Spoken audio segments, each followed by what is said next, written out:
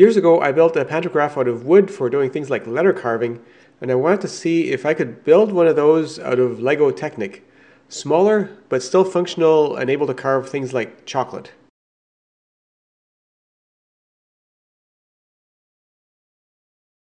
So the whole thing took about an hour and a half of tinkering around with Legos, although I'd worked out the gearbox before and also what I was going to use for the cutter. So here it is as built, and there isn't really anything out of plastic that makes for a good cutter, so I've taken a piece of a scalpel and filed that down, and I just pressed that in one of these coupler pieces, and that's my router bit, and it goes on here.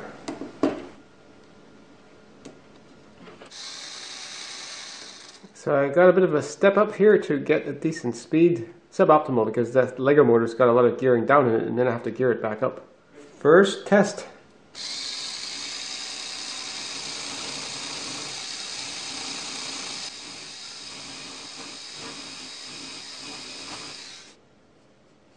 Oh, look at that. It works, except I accidentally stroked this line here, which is this line here, which told me where I could write. So I got bits of stuff stuck in there. It might work better if my chocolate was harder, so I'll try it where it's colder. From past Lego experiments, I know that Lego does wear out in time, so I'm putting just a little bit of oil on here. This is mineral oil, which is actually meant for human consumption as a laxative. Hopefully I won't get too much on the chocolate.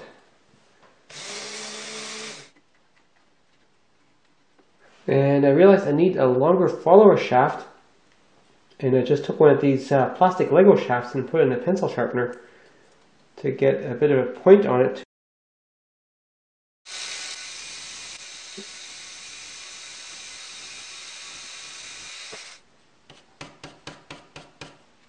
I think keeping that chocolate a bit cooler really helps.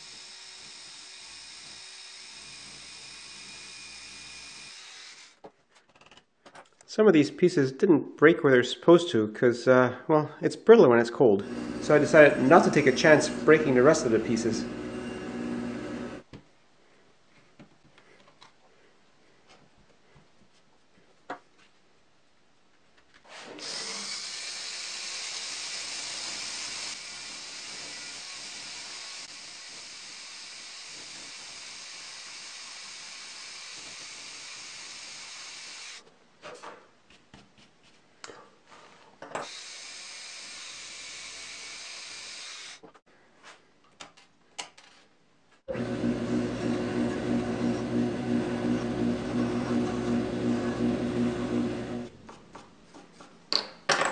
I briefly rubbed up the surface with a heat gun to smooth it out a bit.